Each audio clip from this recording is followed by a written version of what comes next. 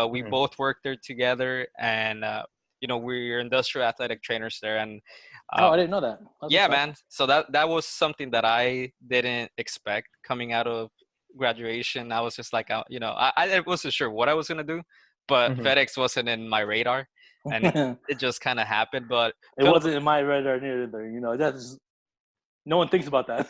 yeah. But Honestly. Philip, if you want to jump in and kind of talk about your experience with that. Yeah, working there was fun. Like the people were great. They appreciate the work that you do for them, and they don't know what an athletic trainer is. They come into their clinic thinking, "Oh, I'm just going to get help by this person who's in the office. I don't know their credentials." And then, once you get to know them, you explain what an athletic trainer is. They're like, "Oh, I didn't know athletic trainers are a thing, and I appreciate you, and your knowledge is you have a lot of knowledge." So I don't know. Working there was a lot of fun because the patients were appreciative, and I feel like being there kind of helps bring out, like, it shows. How do I say it? It spreads the word of athletic trainers. Yeah. Oh yeah. Yeah. That's one of our main missions for V6 is, to strengthen that what athletic training stands for. So if it has anything to do with promoting athletic training, like that's why I was so eager to sign up to talk to you guys on your podcast thing. So if it has anything to do with promoting athletic training or educating people, V6 is all about it. Because I could have literally named my business anything else. I chose to make sure it had athletic training in there because, everyone knows what a physical therapist is or whatever. Yeah. So I'm just trying to justify that because Lord knows I've been called a physical therapist, and I'm like, that's not what I do. Let me educate you. Let me regulate. So yeah, no, that makes sense. Is it straight through FedEx or is it a third party company? It's third party. Oh, is it? Yeah. Who's it with? Vibrant Care. Oh yeah, Vibrant. Okay, where's your which UPS you guys are at? We're at the FedEx LAX, the hub at LAX. Oh, nice. Yes. Yeah. Yeah. So they're taking like international shipping and also domestic stuff. Yeah. I remember some packages coming from China, and then they would send it to San Jose. No, it's Oakland, I believe. Yeah.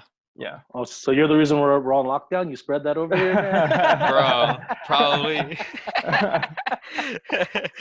I remember employees were super scared when I was going on in the beginning. They were like, man, I don't want to touch that China sort. But yeah, it's funny because select physical therapy, they brought me out to the LAX as well because they have a contract with Delta, and it's literally we have an athletic training room on the tarmac. I was like, man, this is crazy. Like, I didn't think this would be on literally right next to a plane. So it's, athletic trainers are so behind the scenes, no one really knows. So yeah, that's the crazy part. It's crazy. Man. Yeah, but just to touch on a little bit of what Philip was saying, like, we're so used to working with athletes in our programs that we don't think about the general population too much. And then once we go and experience the industrial setting and we actually work with people that maybe are not athletic, they maybe they didn't even play sports in high school, they don't work out now, their general population, right? They just kind of work 9 to 5 and then go home and like watch TV and like just chill and hang out with their family. So for them, when they come up with an injury, if we just educate them, their mind is blown. They're like my doctor didn't even tell me this. Like that's what I try to do. I try to explain to them what I'm looking for when I'm palpating, the muscles, the bones, just anything I can, any information that I can give them so that they know what's going on with their body. And then also it helps me just to remember all the anatomy and physiology that I need to know. But I feel like they come out of there feeling like, damn, I just learned a lot, and I tell them the different treatments that we can do there at the office. And then if it's not enough, we can refer them to the urgent care and FedEx helps them out with that, but I just feel like that was something that I didn't think about too much while I was in the program because I worked with athletes that had access to athletic trainers. And so they were more knowledgeable and they were athletes, so they knew about working out, they knew about their body a little bit more. So that was just a new kind of found perspective for me, man. being in that setting. It's all about the standard of care that you can give your patient. Yeah. right? Because I mean, when you're an athlete, you get everything. Yeah. Oh, you want to go see the dentist right away? Here, go see Right. Dr. H. Oh, you need an orthopedic surgeon? Oh, he's gonna come. He's gonna come to you instead of you go to his office. Yeah. Like, you know what I'm saying? But if you're an average person, you gotta go there. You gotta wait an hour in the waiting room. You gotta, your doctor's only gonna talk to you for 5-10 minutes because he's got 30 other patients. Yeah. It's Right.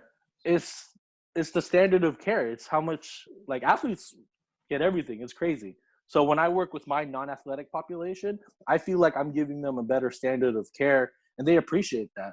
Yep. Mhm. You know, like you said, like, oh man, my doctor didn't tell me this. I'm like, man, it's just ice. What do you mean he didn't tell you the ice? Yeah. Your doctor didn't tell you the ice? I get employees that come in like for it's not their first visit, right? It's like their second time coming in after a month of rest, and I asked them, so what did your doctor tell you when you went the first month? How did you get those 3 weeks off?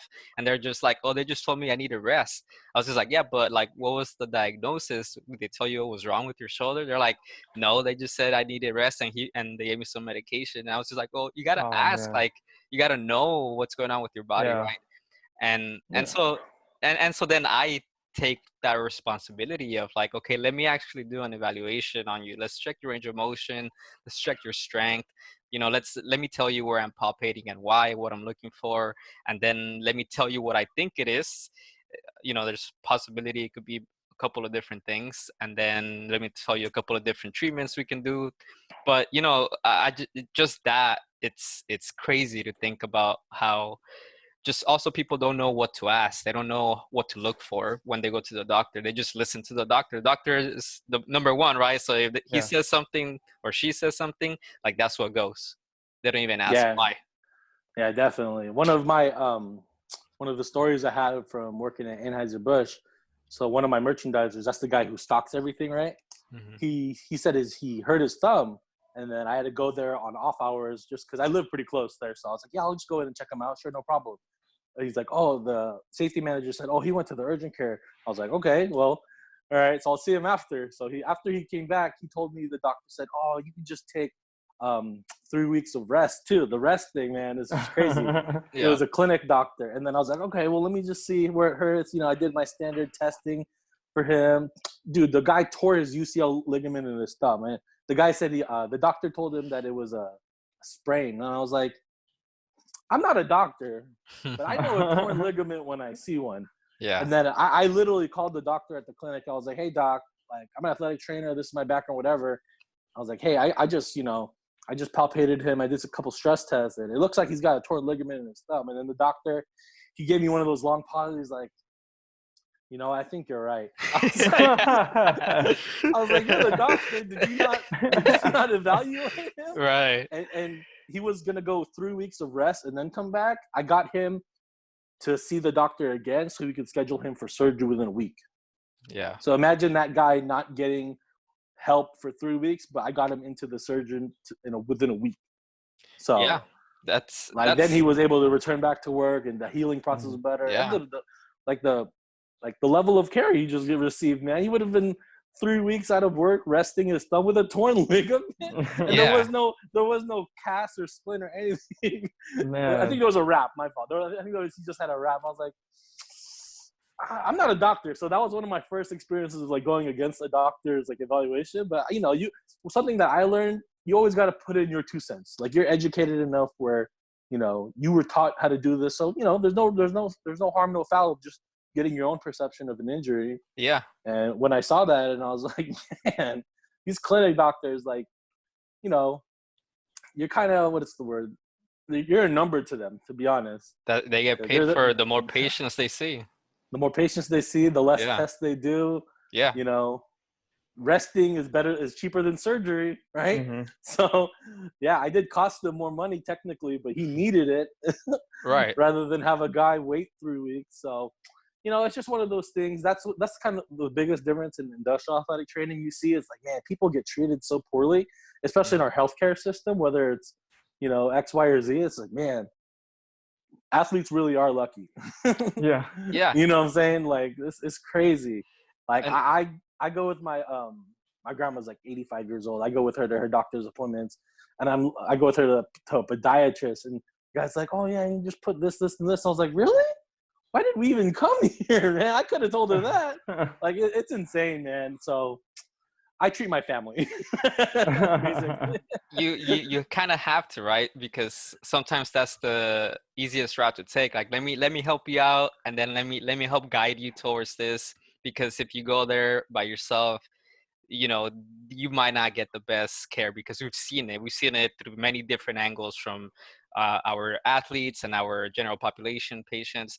But one thing that I wanted to point out is that, like, one thing that I learned that's very important as an athletic trainer is that we need to be advocates for the health of our patients, right? And Absolutely. like, you taking that, you know, extra time to ask the questions and do further evaluation, and then having the, just I don't know how to say it, but like, just having the courage to like call the doctor. Hey doc, I'm an athletic trainer, I know you're above me, but still, let me tell you what I found. And just let you know that you might have missed something here that could be taken care of quicker. And obviously he understood it, and he was like, yeah, you're right, like, it probably is something's torn, so let's get on back in here and, you know, Oh, back it to was work. clearly torn, bro. This stuff went all the way back Oh, to his man. wrist. I was like, Yeah, mm.